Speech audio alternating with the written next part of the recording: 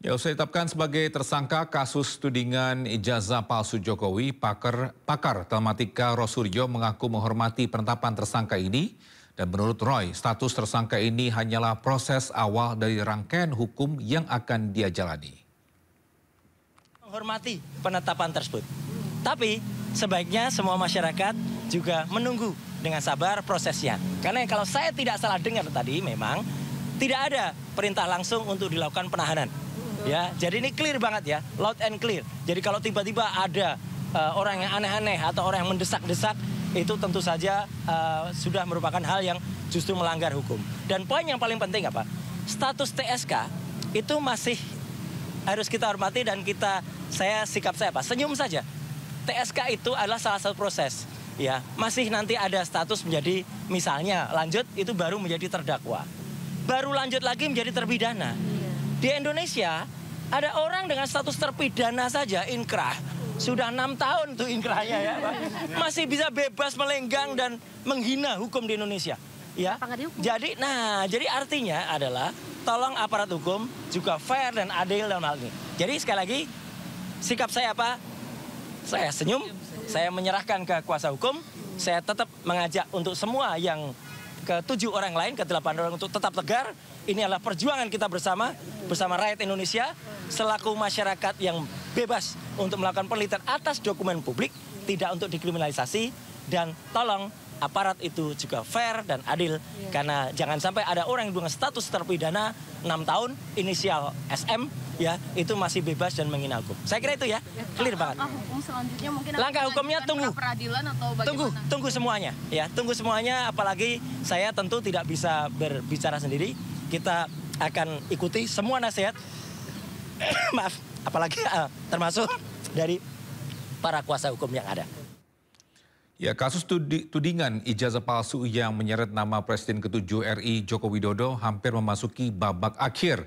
Drama panjang ijazah Jokowi berawal dari media sosial ke laboratorium hingga Rojo Suryo CS menjadi tersangka.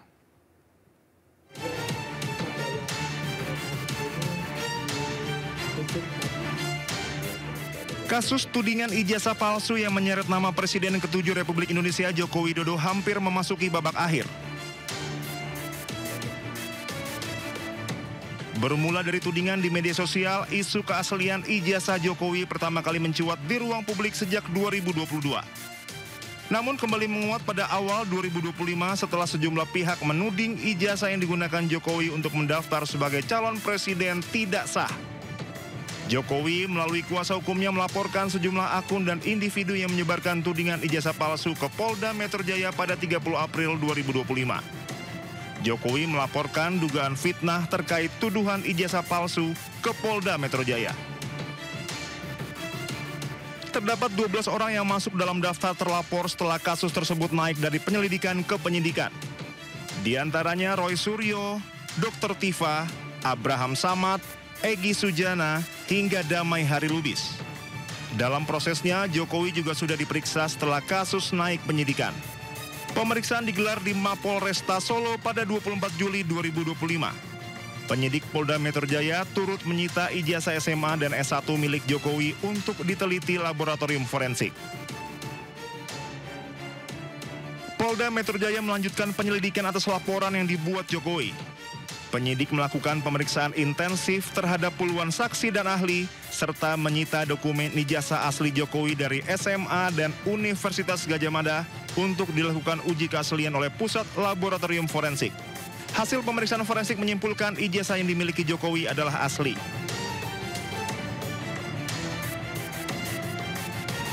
Jumat 7 November 2025, Polda Metro Jaya akhirnya menetapkan Roy Suryo dan 7 orang lainnya sebagai tersangka terkait tudingan ijazah palsu Presiden ke-7 Republik Indonesia Joko Widodo.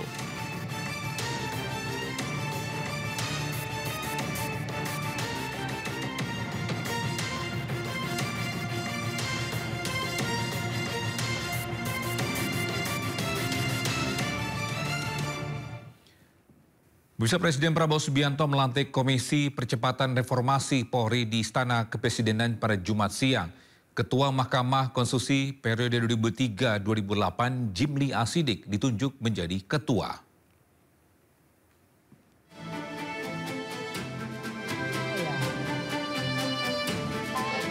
Presiden Prabowo Subianto melantik Komisi Percepatan Reformasi Polri di Istana Kepresidenan Jumat siang. Pelantikan berdasarkan keputusan Presiden nomor 122P tahun 2025 tentang pengangkatan keanggotaan Komite Reformasi Kepolisian Negara Republik Indonesia.